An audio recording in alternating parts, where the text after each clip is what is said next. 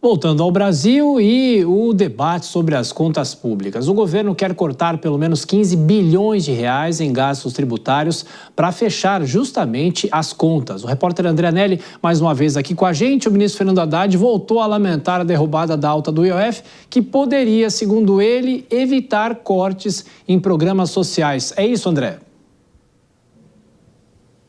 Também, viu, Tiago? E o ministro da Fazenda voltou a se posicionar contra o que ele considera como um volume de incentivos fiscais, dessa vez comparado à situação do Brasil com o PIB, o Produto Interno Bruto. Segundo o ministro, os incentivos fiscais correspondem a mais de 6% do total de todas as riquezas do Brasil, enquanto o ideal seria até 2%. Diante desse argumento, o ministro defendeu um corte ao equivalente a pelo menos 15 bilhões de reais em gastos tributários para fechar as contas de 2025 e também de 2026. Pode ser importante como nós fizemos com quase tudo, né?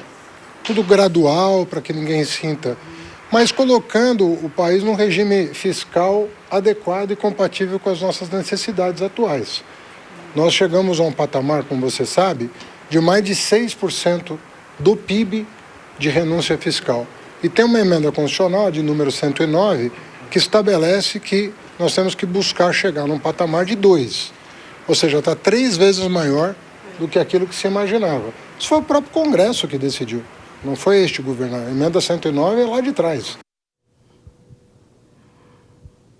E nessa mesma entrevista coletiva, Haddad também condicionou o controle das contas públicas ao aumento do IOF, para que programas sociais, justamente como você disse anteriormente, né, Tiago, não sofram cortes. Mas, até o momento, isso não tem mobilizado aqui o Congresso Nacional, que continua fazendo críticas à política tributária do governo. André, o ministro Fernando Haddad também ainda se referiu a Lula como o presidente da responsabilidade fiscal. Claro, ele é ministro de Lula, mas de qualquer forma, sempre que pode, ele reitera esse tipo de avaliação, não é? E voltou a reiterar, viu, Tiago? Só naquele contexto de que a medida do IOF, ela sofre resistência aqui no Congresso, principalmente por conta daquele discurso de que é preciso cortar gastos antes de aumentar a arrecadação. E aí, diante de todo esse contexto, o ministro Fernando Haddad afirmou que o presidente Lula é referência em responsabilidade fiscal.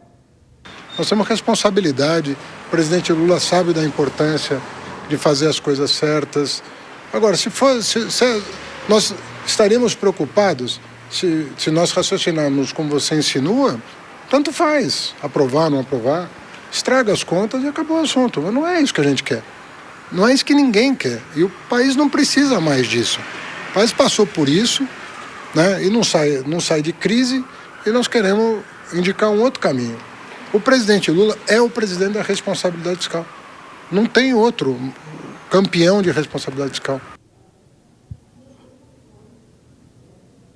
Haddad também fez críticas ao governo Bolsonaro, que, segundo ele, foi o responsável por mecanismos como a desoneração da folha de pagamento de 17 setores da economia, medida indesejada pelo governo Lula, mas que, mesmo com a continuidade do benefício atual, o presidente Lula conseguiu cumprir a meta de 2024 com um déficit de 11 bilhões de reais no ano passado, o que representa um atendimento ao arcabouço fiscal. Tiago. Os desafios das contas públicas, está daqui a pouquinho, André. Vou chamar Dora Kramer e o Nelson Kobayashi aqui nos estúdios.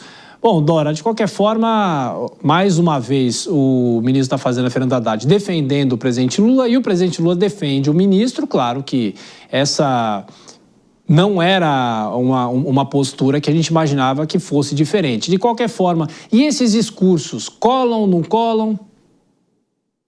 Olha só, campeão da responsabilidade fiscal é um pouquinho demais, tá certo? Porque lá atrás, quando a responsabilidade fiscal foi instituída, a lei da responsabilidade fiscal foi instituída pelo governo Fernando Henrique, o PT foi contra, votou contra o PT do presidente Lula, ponto. E o presidente Lula até foi uma pessoa que merecia até não um campeão, mas sim um presidente da responsabilidade fiscal, no seu primeiro mandato seguiu a mesma política e veio assim. No segundo, já quebrou, já foi para outro caminho e depois aquele governo do PT, da Dilma Rousseff, foi o desastre que se viu. Neste governo não é assim. O governo começou gastando com a PEC da transição e depois quer que o Congresso, ou quis que o Congresso, durante todo o tempo, aprovasse toda a sua política de arrecadação. Em boa medida, aprovou. Aí chegou um momento que o Congresso disse, bom, agora chega, agora vamos virar essa chave,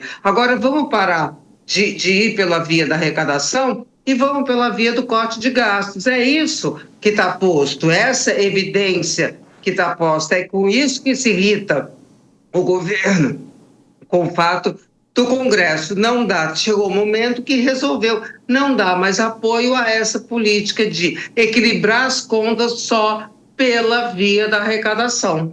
É muito simples isso. E tem um outro ponto, Kobayashi, que não há uma discussão entre o governo e o Congresso para se buscar o meio termo também, alguma coisa nesse sentido, né? É uma falta de articulação política muito grande nesse Lula 3, né? Muito diferente dos primeiros mandatos do presidente. Isso tem a ver, de alguma maneira, com a popularidade, que é muito diferente dos primeiros governos do presidente Lula. Há agora uma certa impopularidade e isso afeta naturalmente a adesão dos parlamentares. Isso também tem a ver com a dificuldade das pautas, porque é muito difícil você conseguir uma adesão para uma pauta de aumento de impostos, por exemplo, principalmente com a sociedade clamando pelo corte de gastos. Dessa vez, a voz que pede por isso ecoa nas redes sociais, ecoa nessa nova maneira de se comunicar. Agora, em relação ao que disse o ministro Fernando Haddad sobre o presidente ser o presidente da responsabilidade fiscal, se fosse, a gente não teria déficit nesses 3 primeiros anos aí do presidente Lula, né?